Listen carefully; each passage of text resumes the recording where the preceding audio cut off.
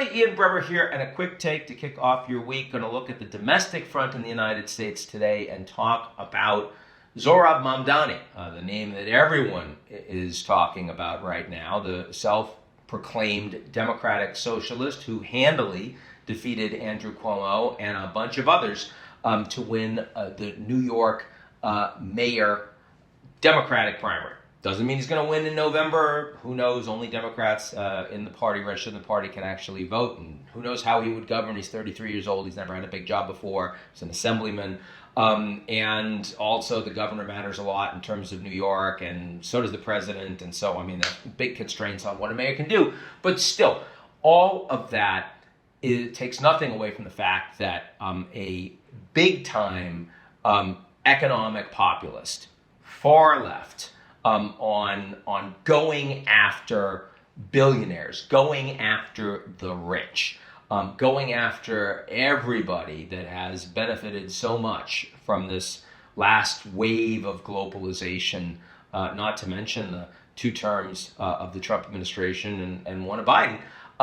And New York City is the most unaffordable, most expensive city in the country, just about in the world, and that was the campaign platform.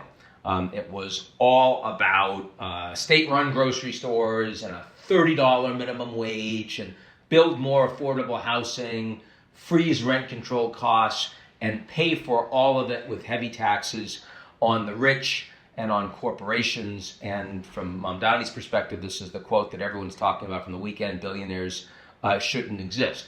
Doesn't mean you should kill them, just means that you should tax them until they're not billionaires, at least as long as there's as much inequality as exists in the United States right now. Now, it's a very interesting moment because, of course, a socialist cannot win in the United States, right? I mean, socialism is a really negative thing to call an American. It's not as bad as communist. Communist is about as anti-American as you can get. And that's why Trump uses that term all the time. He's already called Mamdani a communist. Of course, he's also called Biden a communist, and he's called Kamala Harris a communist. So I don't know what communism means when Trump uses it. Maybe it's like Dante. Maybe there are several levels of communism hell, and it just kind of likes to use the term to generally, emote disgust and get his supporters excited about stuff. But in the United States, if you are a red-blooded American, you support capitalism. You support entrepreneurship.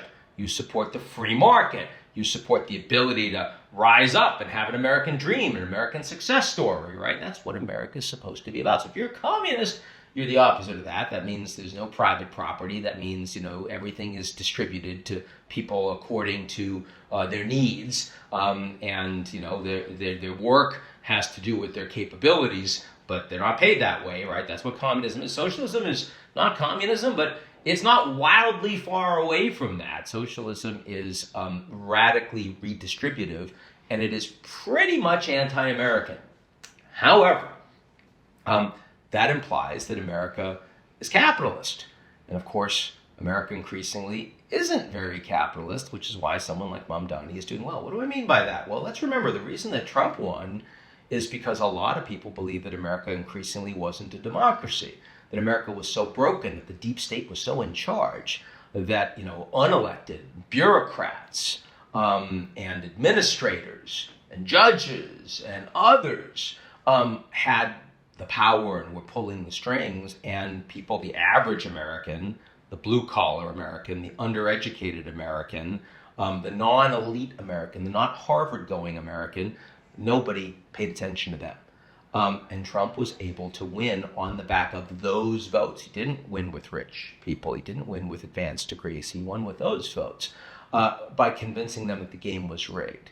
So Trump's managed that message reasonably well on things like border security, and he's managed it reasonably well on things like anti-wokeism, but he hasn't managed it well on draining the swamp, because of course the swamp is not being drained. Instead, Trump has leaned even farther into the way that the U.S. system has been most dysfunctional, which is pay for play. It's transactional. It's if you have the money and you use it politically, you will have access to the first tier of a decidedly two-tier system. And we saw this during the inauguration. Trump standing up there and some of the world's wealthiest that had paid tens of millions of dollars to be able to sit in proximity to the president of the United States. And that means that they're going to get favors that the average Joe is never going to see or touch. That's what not draining the swamp means. That's leaning into the swamp. And I don't think socialists can beat capitalists.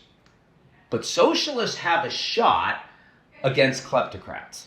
Socialists have a shot against oligarchs. And if the average American increasingly feels that the economic system is rigged against them, well, that's a place that Trump isn't going to perform as well as he is on the border, as he is on identity politics and anti-woke, especially with the big, beautiful bill that's about to pass, which is going to redistribute trillions of dollars away from taxpayers towards the wealthiest, towards the businesses, towards the people that are going to have the extended tax cuts, while veterans see their benefits shrink, while the deficit spirals and Social Security benefits can no longer be guaranteed for another decade.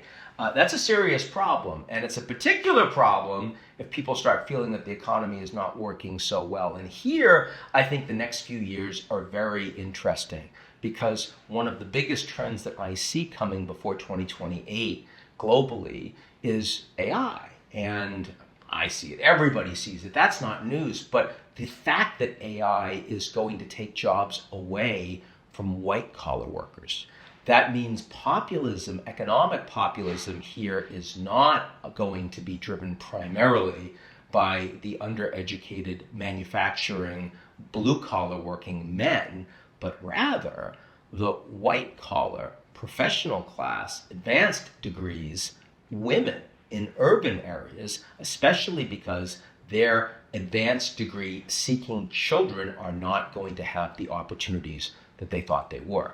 And that's going to be a really hard demographic for Trump to appeal to. And I don't see significant Democrats making moves on this yet, but I think we will. And this isn't a mainstream position, but it's a hell of a lane for economic populists. Now, Zohran Mamdani is probably not that guy. I mean, look, at the end of the day, Trump really wanted to run against Mamdani and not against Obama, right? I mean, in a sense, Mamdani is like Obama, plus he actually is from Africa, and he actually is a Muslim. I mean, the two things that Trump claimed Obama was, but not really, right? So I have a hard time seeing that can work in, the outer boroughs of New York City. Maybe it can even work in some parts of Manhattan. It's not going to work across the country.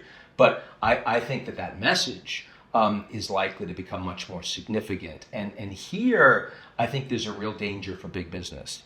Because if you've got right-wing populism driving industrial policy, trying to appeal to blue-collar and recognizing they're vulnerable on this, and left-wing populism driving a message of AI is a problem and we want someone to take care of us, then kleptocracy is going to become the knee-jerk boogeyman. And a lot of CEOs, if they're not careful in standing up for fair competition, standing up for open competition, standing up for rule of law, as opposed to dark money, as opposed to capturing the political system, they're going to be on the wrong side of this. Because, capitalism creates upward mobility. Capitalism creates a working class. Kleptocracy creates an underclass. Kleptocracy creates pitchforks.